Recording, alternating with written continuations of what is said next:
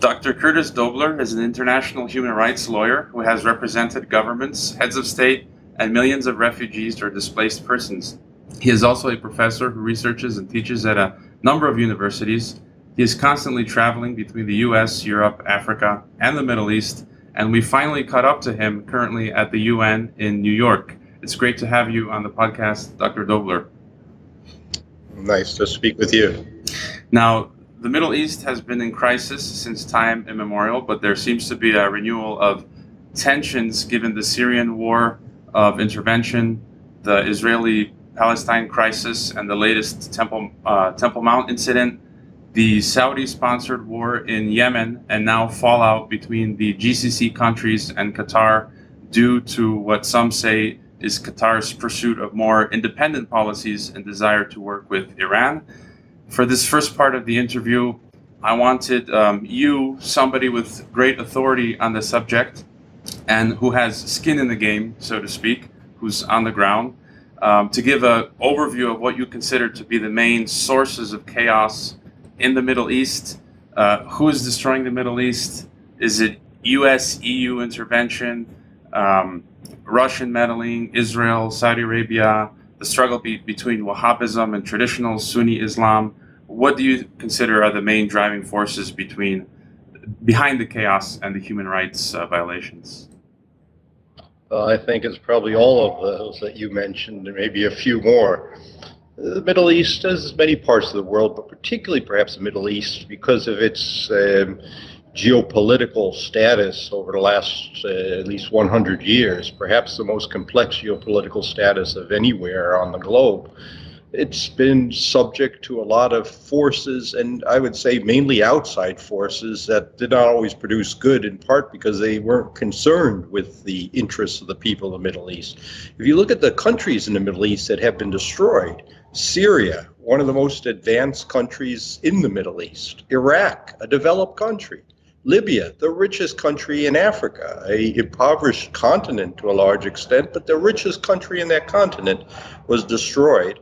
And all of those were destroyed by actions taken or promoted mainly by people outside, or countries, governments outside of the Middle East. So I think certainly there's a very strong element of outside meddling that has not contributed to the betterment and the development of the lives of the people in the Middle East. And I find that very unfortunate. This body where I'm in today, the United Nations headquarters, I think has made a half-hearted effort to try to address these issues. And I think it's right now in very grave danger of becoming a part of the problem, and actually a part of the problem which people will lose faith in it. If you remember, some of these problems were existing, in fact many of them, but some of the more longer standing ones were existing before the creation of the United Nations. For example, the situation in Palestine. That predates the United Nations by quite a few years, and it was on the agenda of the United Nations when the United Nations was created. And I think it's unfortunate that it is something that has not now been resolved to date. And the United Nations has put some time and energy into it, but they don't have a lot to show for that. So I think that these type of situations certainly indicate that there were a lot of outside forces at work, either promising solutions or creating problems in these areas. That has not been very valuable. Having said that, though, you can't absolve the people in any country of some degree of responsibility for their own fate. Palestinians, as you know right now, the biggest enemy of Palestinians is probably each other, Hamas and Fatah fighting against each other rather than Israel. In fact, they'd have a golden opportunity right now to show the injustice of what Israel is doing, but often that opportunity is handicapped by one side not wanting to show that the other side is being treated unfairly. And I think that's unfortunate. And one of the more recent examples that you mentioned is the example of Qatar, where the problem in Qatar, although I think it had a hand from outside, but still you can certainly not absolve the countries involved that are pressing against them. And I think in my view, I'm not hesitant to say, and I think a very unfair way, particularly, and I think that's shown mainly by the fact that one of the conditions that they want to impose on Qatar is the fact that they want to shut Al Jazeera, a media outlet. I can't imagine anywhere in the world, in a country that's not free or that is free, that they would accept a condition that they close a media outlet, even their own state media, much less than a more independent one. And I think that is something that the countries that are demanding that should be embarrassed of. But again, it's an example of how Middle Eastern countries are sort of feuding with each other. And you mentioned the UN and how it seemed to be losing its legs or influence. Can you tell us a little bit more about that with the recent developments in the recent years? What's happening at the UN and the level of enforcement it has or that it's lost? Well, as you know, there have been a lot of resolutions adopted, but very few of these resolutions have been implemented, at least when they don't have a strong country like the United States behind it. For example, the resolution taken against Iraq in August 1991 was implemented, but it was implemented more because of the will of one of the major powers than it was because of a commitment to a standard of the rule of law. And I think that that's unfortunate. I think that, in fact, is one of the biggest problems we have right now in the United Nations. The United Nations is a body, like any international organization, whose heart and soul is its mandate. And the mandate of the United Nations is the Charter of the United Nations. It's not a country that has an army and political, or the same type of political weight and monetary weight that a country has, that it can throw around as political power. It is an international organization made up of a community of states in which the different states are technically sovereign equals, but at least have to balance different interests, and where it should be able to move forward on areas of consensus. And the area, bar none, that we have that we call consensus is international law, either customary international law or treaties. And it has not been very successful in implementing the rules that are laid down in those treaties. The right to self-determination is in the UN Charter. It's in the first article of 2 of the 3 instruments that make up the International Bill of Rights, 2 treaties, legally binding documents signed by each over 160 countries, or I should say ratified, so state parties of over 160 countries of the United Nations states. Yet still we have Western Sahara, where the International Court of Justice in 1974 said that these people have a right to self-determination. They haven't been given that right. Again, that's almost 2 Arab states fighting with each other. The Palestinian people that have the right to self-determination, had the right even before the creation of the United Nations, and have still not had that right acknowledged. And I think that these ongoing failures of the United Nations to ensure respect for the rule of law are eventually going to catch up with them, as they do with any government or any body that cannot enforce its own internal rules. And you mentioned the right to self-determination. If we can go back then to Syria, what would you say regarding Syria and their right to making their own sovereign decisions and self-determination, as well as Russia's role? Because would you agree that Russia's participation in the war in Syria has been following the rule of law and international law, because they have been invited by President Assad to participate? What can you tell us about that?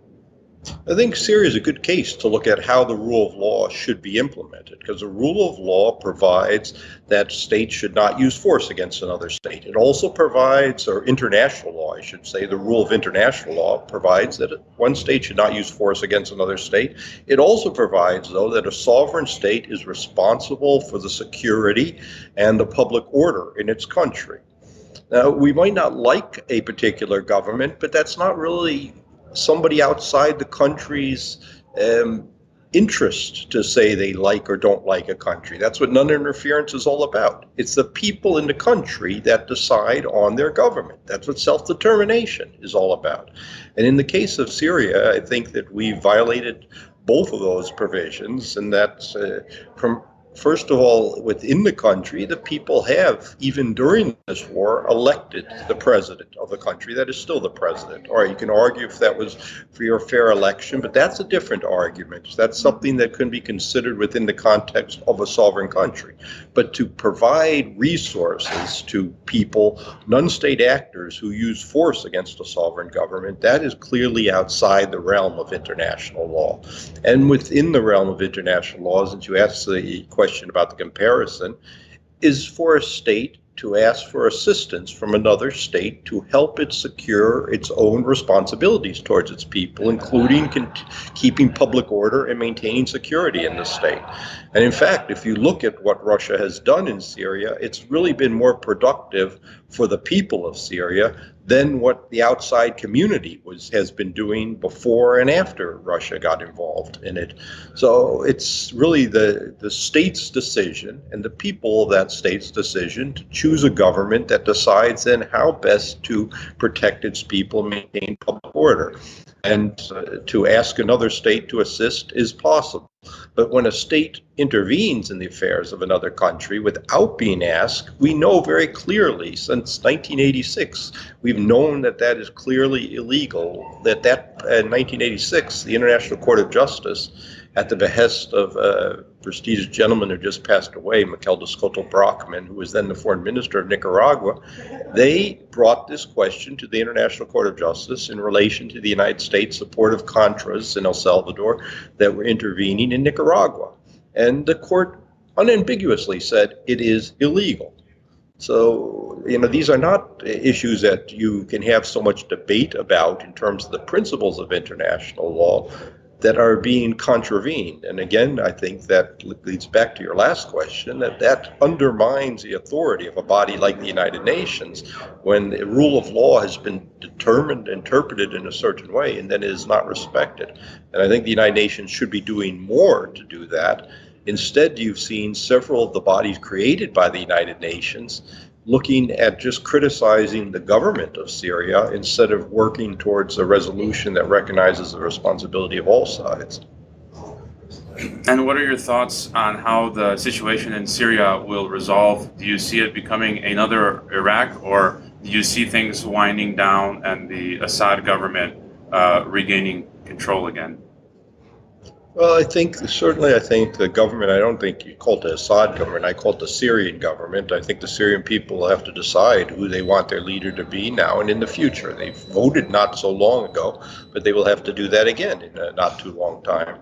And they will have to decide. But I think what is important for us as people looking at this as part of the international community is that we respect the sovereignty of Syria. And I think it would have been a very serious matter if, again, a outside intervention had succeeded in destroying essentially the sovereign integrity of a country.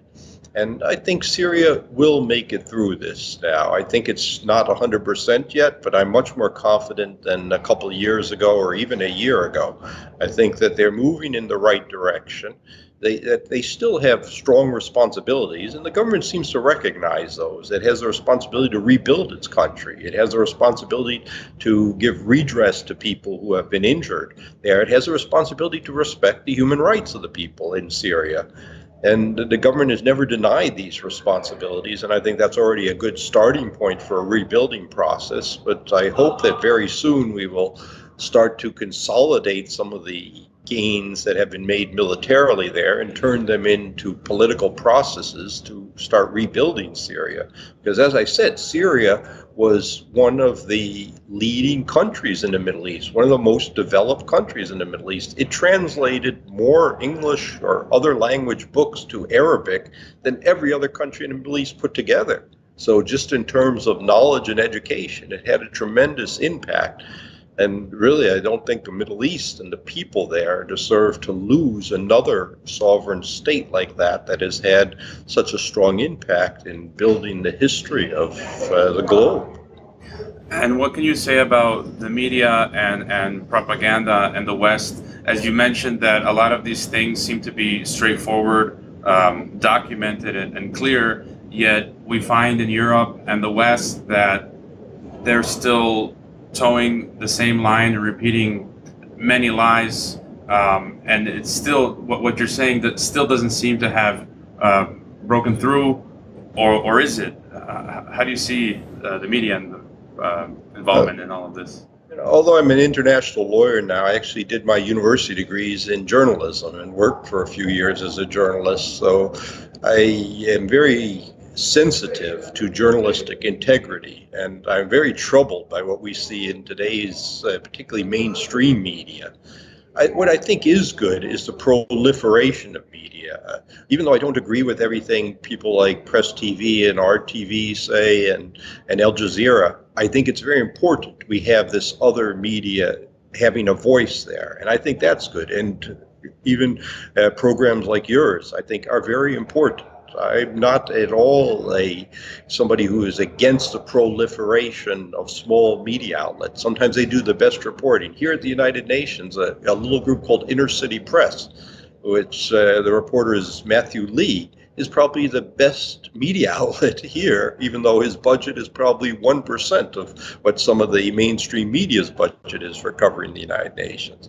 I think the media is very important, and we need to maintain the integrity of it to have it continue to have that importance. Otherwise, it just becomes advertising. And advertising is something that tries to just push people in a direction that the advertiser wants and not to get them to really make up their own mind. News is supposed to give people information in a society of where people participate, and that's what we're trying to strive for. That is what it states, actually, in Article 25 of the International Covenant of Civil and Political Rights, that every individual has a right to participate in their own government.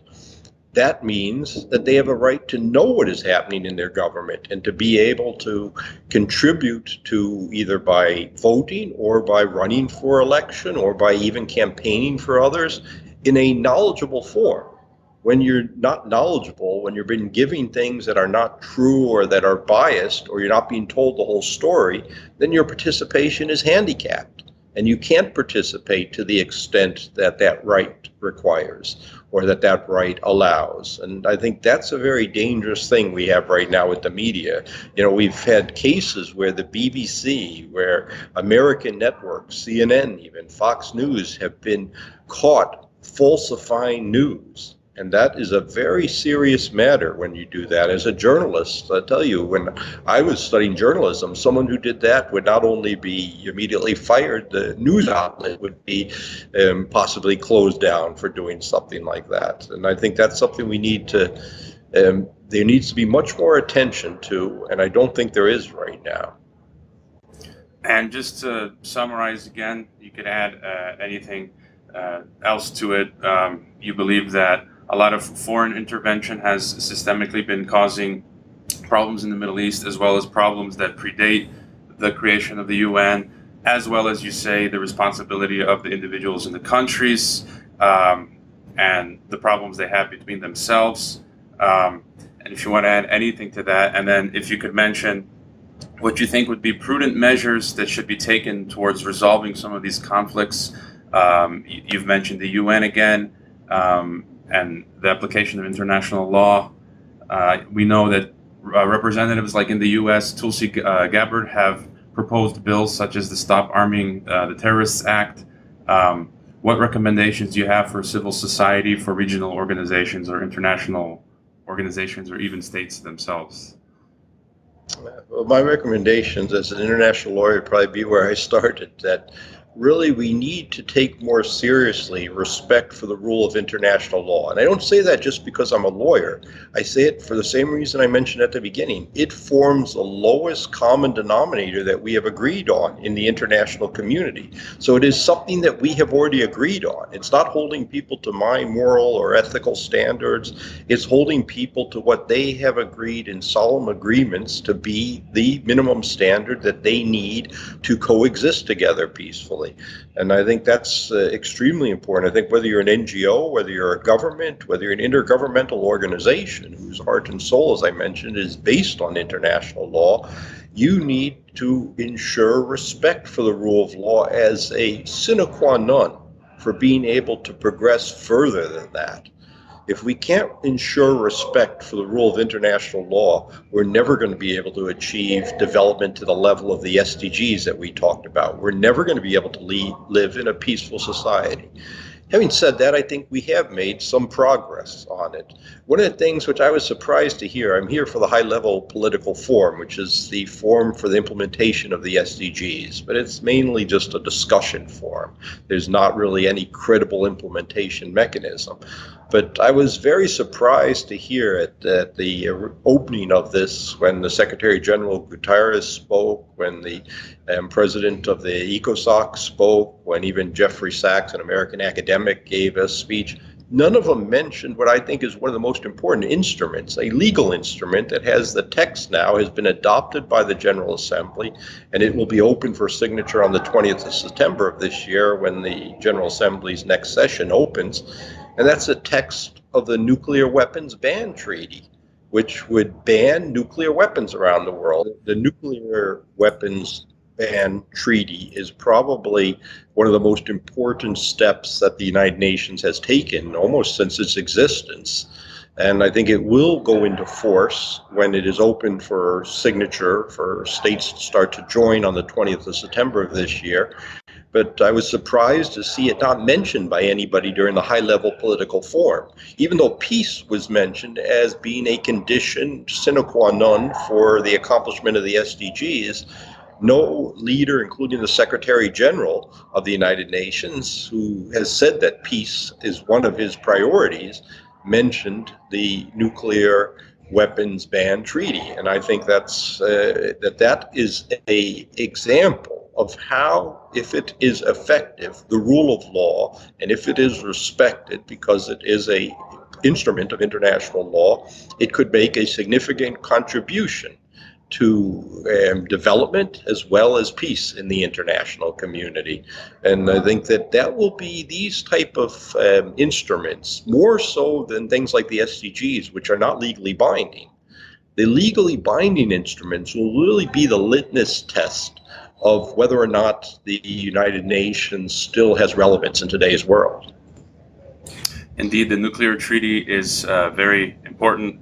In fact, in a few months, I'm moving to a country that harbors the principal Soviet nuclear test site, and I will be living not too far from it. So it'd be good to get rid of these weapons. And finally, for your final thoughts or comments, so you see a future that is a bit brighter the way things are going, or darker?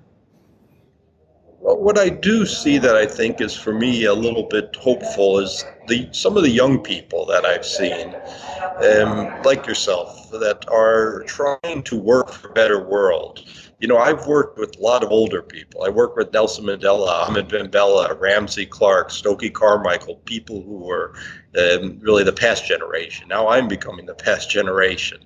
But I'm somewhat fortunate. As a professor, I work also with young people. I have to teach young people at universities, and I'm quite optimistic about many of the young people that I've seen. They have not all of them, certainly, and I think unfortunately today, a lot of times it's difficult to be able to maintain that type of optimism with all the material pressures on you just to be able to survive. And remember, I teach in one of the poorest countries in the world, Sierra Leone, but I still see, even in Sierra Leone, people with the willingness and the intrinsic ability, particularly young people, to try to change the world for the better. And they understand, not all of them even have studied international law, but they understand a lot of the basic principles of international law. They understand that to have development, you need to have peace. You need to have respect for the sovereignty of your neighbor. And that is a good sign. I think a lot of them understand human rights. Even again, if they don't understand them in their legal context, they understand that people want to have health care, want to have education, want to have enough food, clean water, sanitation. All these are human rights. And I think that that makes me optimistic. I think right now I'm in the stage that you are often in a generation. It's always said that as you get older, you get more cynical about the world, and I think I'm maybe becoming a bit more cynical. But I do see the relief in that cynicism coming from the young people. And I hope, and I'll try to do all I can to empower them, because I think they're sincere about trying to make this place better, not only for themselves, but for future generations. And that's one way I think that's how the UN was established. It was established not thinking of just the people who were living after World War II. Most of them were not going to live much longer. But it was thinking about future generations and how we can keep this planet sustainable and livable for as long as possible. And it's good to see young people thinking about that, and I hope this generation will move more in that direction. My generation didn't do such a great job, but I'm more optimistic about the next generation. Well, that's a good, hopeful, optimistic message to leave us with, and we thank you for your time and your work, and wish you the best for your work at the UN, for your teaching, and trying to save the world. Just trying to do a little bit, and thank you very much, because I think your work is also tremendously important to try to cover issues that might not be covered fully in the mainstream media. So good luck with that, and thank you very much.